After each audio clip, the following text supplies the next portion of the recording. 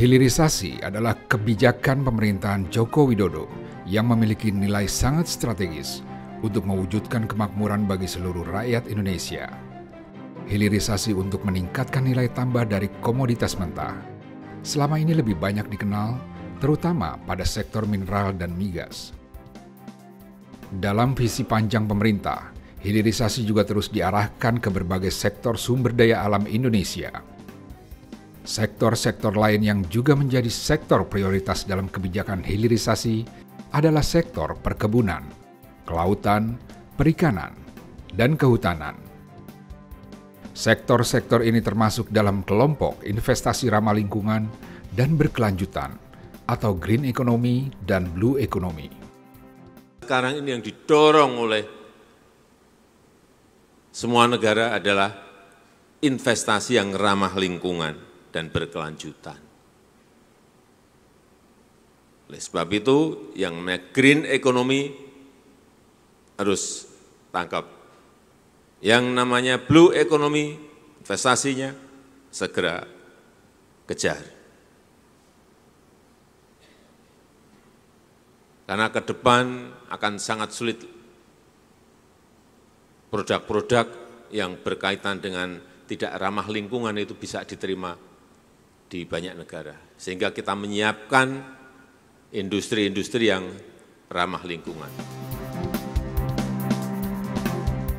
Sektor kelautan dan perikanan menjadi ujung tombak dalam hilirisasi investasi blue energy. Budaya bahari telah mendarah daging dalam kehidupan bangsa Indonesia yang melahirkan peradaban masyarakat maritim yang tangguh. Potensi besar sektor perikanan laut inilah yang kini terus dikembangkan oleh Kementerian Investasi, Badan Koordinasi Penanaman Modal Republik Indonesia.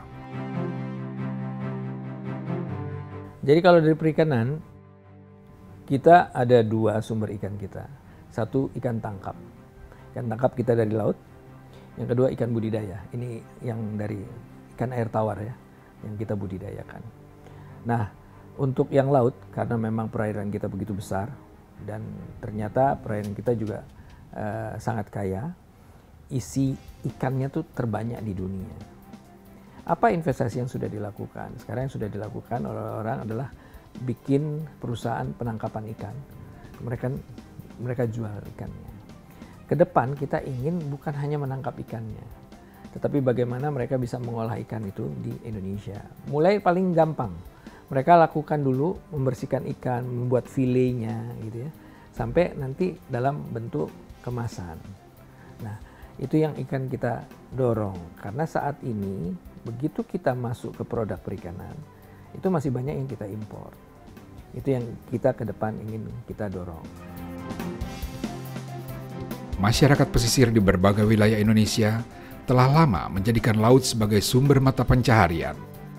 Namun secara ekonomi, skala usaha para nelayan kita mayoritas masih kecil, antara lain karena keterbatasan modal, teknologi, dan pemasaran. Potensi laut Indonesia yang sangat besar pada akhirnya kurang tergarap untuk mewujudkan kemandirian ekonomi, kesejahteraan rakyat, dan kemajuan negeri. Hilirisasi sektor kelautan dan perikanan adalah salah satu upaya Kementerian Investasi BKPM untuk mengurai persoalan mendasar, salah satunya di bidang ekonomi. Jadi memang hilirisasi ini, ya, salah satu tantangannya adalah teknologi. Nah, kita akan mencoba untuk bisa menguasai teknologinya, tetapi pasti waktunya cukup panjang. Oleh karena itu saat ini yang bisa kita lakukan adalah mengundang ya para pemilik teknologi untuk datang ke Indonesia. Selanjutnya, tentu teknologinya belum semuanya dikuasai oleh pelaku-pelaku usaha di Indonesia. Jadi, karena kita butuh teknologi yang belum ada di kita, maka kita masih harus mengundang pelaku-pelaku usaha asing untuk berkolaborasi dengan pelaku usaha Indonesia.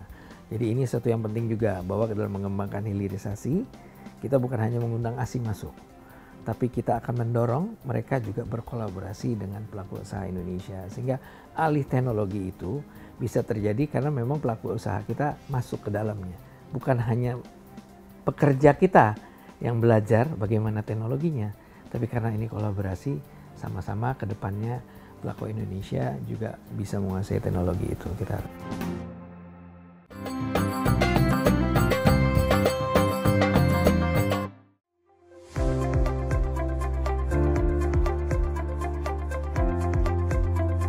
Sektor kelautan dan perikanan Indonesia memiliki potensi untuk menjadi masa depan perekonomian biru atau blue economy kelas dunia.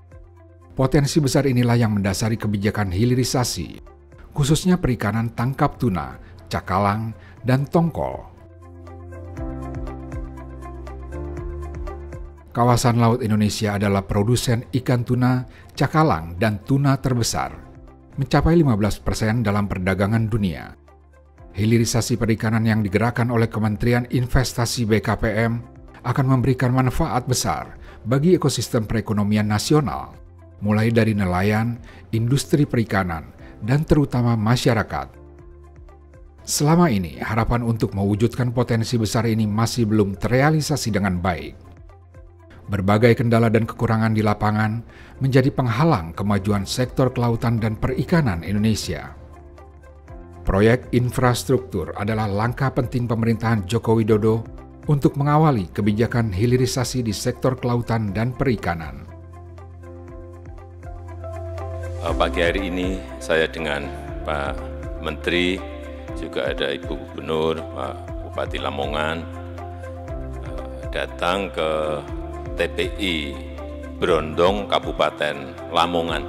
Intinya saya ingin melihat secara langsung keadaan dan situasi nelayan selama pandemi. Tadi disampaikan oleh beliau Pak Agus bahwa kondisi nelayan di sini tidak ada masalah dan bisa melaut seperti biasanya, normal, hasilnya juga normal. Tetapi tadi ada keluhan mengenai pendangkalan di pelabuhan di 2 lokasi yang dimintakan untuk dikeruk, dan saya sampaikan nanti 2-3 bulan akan segera dilakukan pengerukan, termasuk juga lampu haluan untuk minta ditinggikan, diperbaiki juga sudah saya sanggupi, dan kita harapkan beberapa perbaikan tadi nanti bisa meningkatkan perbaikan kesejahteraan nelayan, karena mau berlabuh, mau bongkar lebih mudah. Kebijakan infrastruktur yang dilanjutkan dengan kebijakan hilirisasi sektor kelautan dan perikanan diharapkan akan menarik investor baik dari dalam maupun luar negeri. Dengan kedatangan investasi ini, ekosistem industri kelautan dan perikanan akan berjalan secara berkelanjutan.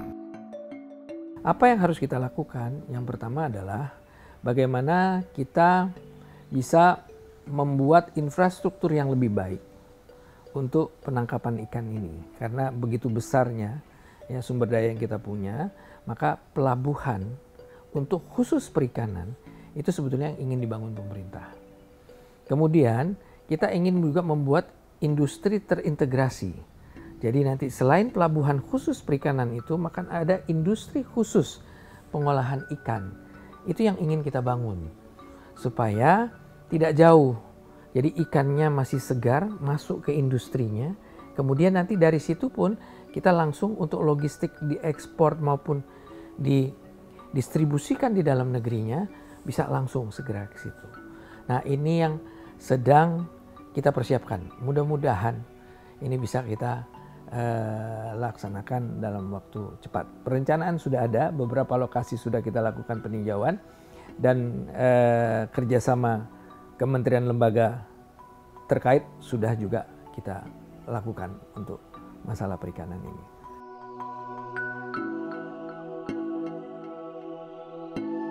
Pelabuhan tidak bisa tidak adalah infrastruktur utama industri perikanan Indonesia. Disinilah titik awal yang harus dikawal untuk pengembangan hilirisasi sektor kelautan dan perikanan, khususnya tuna, cakalang, dan tongkol. Tanpa pelabuhan perikanan yang memadai, hasil tangkap nelayan negeri ini tidak akan terserap dan terdistribusi secara maksimal. nilai tambah sumber daya alam yang jadi tujuan utama hilirisasi tidak akan terrealisasi dan jauh panggang dari api. Pertama adalah pelabuhannya yang sekaligus menjadi pasar ya untuk jual beli ikannya tadi.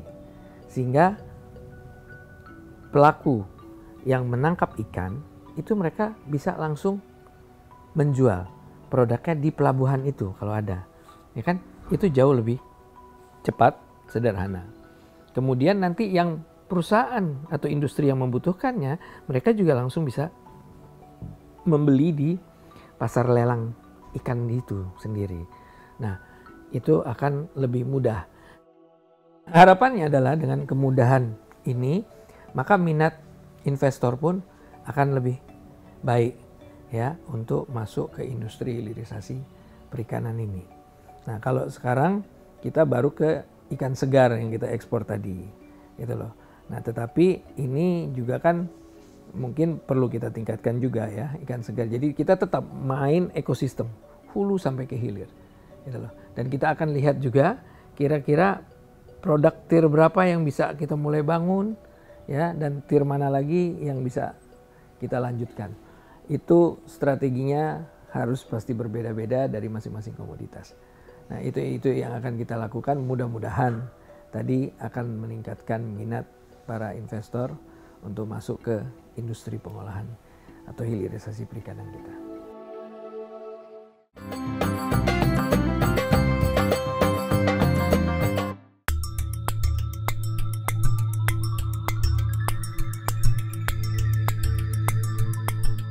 Nenek moyangku seorang pelaut.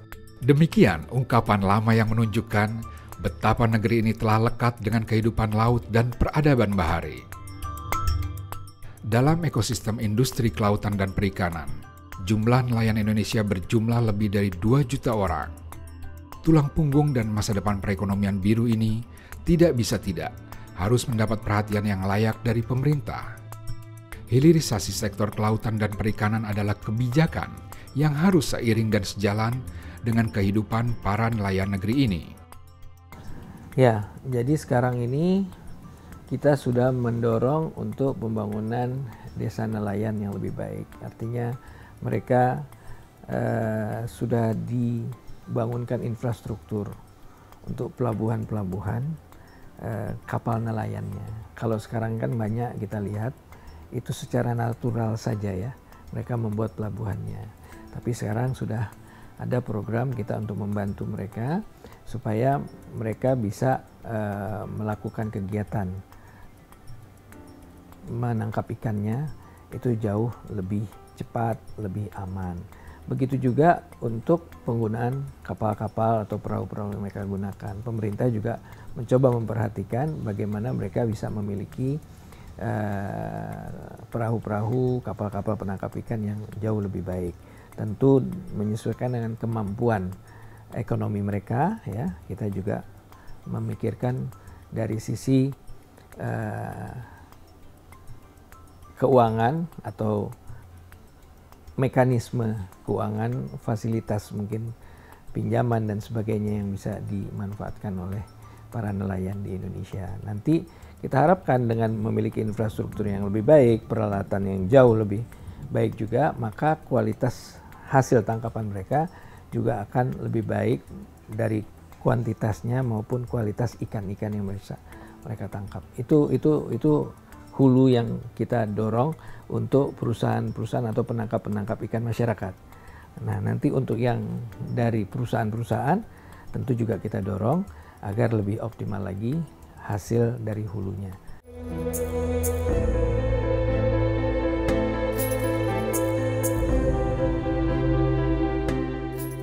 Aruna Indonesia adalah salah satu contoh perusahaan perikanan yang terintegrasi dan mengedepankan teknologi, kesejahteraan nelayan, dan berkelanjutan ekosistem maritim Nusantara menjadi komitmen Aruna yang berdiri pada tahun 2016 ini. Wujud nyata komitmen Aruna adalah peningkatan pendapatan nelayan yang menjadi mitra usaha sebesar 3-12 kali lipat. Betul, jadi Aruna ini adalah perusahaan yang memiliki misi untuk mengintegrasi supply chain di perikanan dengan teknologi sebagai pendukung atau sebagai enablernya. Nah, Aruna sendiri itu bergerak dengan kelompok-kelompok nelayan, memberikan mereka akses pasar dan membuat produk mereka menjadi branded produk dan olahan. Terus dengan adanya teknologi itu memudahkan kita untuk mendata dan melakukan manajemen produksi yang lebih baik dan manajemen kualitas yang lebih baik, sehingga produk nelayan yang tadinya cuma bisa dijual di pasar lokal bisa menembus pasar global gitu. Integrasi rantai pasokan perikanan yang didukung dengan kemajuan teknologi dan manajemen menjadi kunci penting bagi masa depan para nelayan. Konsep ekonomi ini sejalan dengan tujuan hilirisasi sektor kelautan dan perikanan yang menjadi kebijakan pemerintah. Kebijakan ini adalah rujukan bagi Kementerian Investasi BKPM untuk menyusun peta jalan hilirisasi perikanan dengan prioritas ikan tuna, cakalang, dan tongkol olahan. Industri prioritas perikanan itulah yang ditangkap sebagai potensi usaha Aruna yang kini telah memberdayakan lebih dari 40.000 nelayan di 177 titik di seluruh Indonesia. Ya, jadi di Aruna itu kita ada berbagai jenis produk ya, mulai dari kepiting, ikan, kemudian lobster. Nah, tapi salah satu yang jadi fokus utama yang sejalan juga dengan fokus kementerian di tahun 2024 itu adalah TTC atau tuna tongkol cakalang. Nah, jadi di Aruna itu kita juga memproduksi tuna dan cakalang yang datang langsung dari nelayan lokal, yang mana produknya itu kita jadikan berbagai bentuk. Ada yang bentuknya itu beku utuh, jadi kalau beku utuh itu biasanya kita kirim untuk pabrik-pabrik yang membutuhkan. Ada juga biasanya beberapa negara yang memang mau belinya tuh utuh ya, seperti kayak ke Jepang gitu, mereka kan untuk dilelang atau di auction maunya yang utuh. Terus ada juga yang kita olah jadi seperti tuna steak dan tuna saku. Nah, ini biasa kita distribusi ke hotel, ke restoran, baik yang di domestik dalam negeri maupun yang di luar juga, seperti di Middle East, kemudian di Southeast Asia seperti di Singapura, Malaysia, kemudian di US dan lain sebagainya. Ada juga cakalang misalnya yang kita itu masak atau kita cook, kemudian dia jadi semacam kayak potongan-potongan daging yang biasanya ditaruh untuk pengalengan. Biasanya kan ada tuna yang dikalengkan. Nah, itu juga kita produksi gitu yang datang dari nelayan kita. Jadi ada berbagai jenis produk tersebut yang kita sudah distribusikan secara domestik dan global. Khususnya untuk tuna tongkol dan cakalang itu lebih banyaknya diekspor. Mungkin sekitar 80% itu marketnya ekspor, 20% memang untuk memenuhi kebutuhan yang ada di domestik sendiri.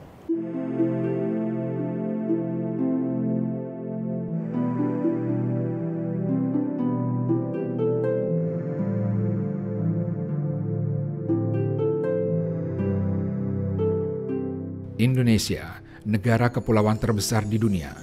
Negeri dengan 17.000 pulau dan panjang garis pantai lebih dari 108.000 kilometer. Kekayaan hayati laut negeri ini adalah potensi yang selayaknya menjadikan Indonesia sebagai poros maritim dunia. Visi besar pemerintahan Joko Widodo ini telah diawali dengan pembangunan infrastruktur dan dilanjutkan dengan hilirisasi sektor kelautan dan perikanan. Setelahnya adalah perjuangan dan perjalanan panjang dari setiap pemangku kepentingan untuk mewujudkan kemajuan, kesejahteraan, dan kemakmuran bagi seluruh rakyat Indonesia.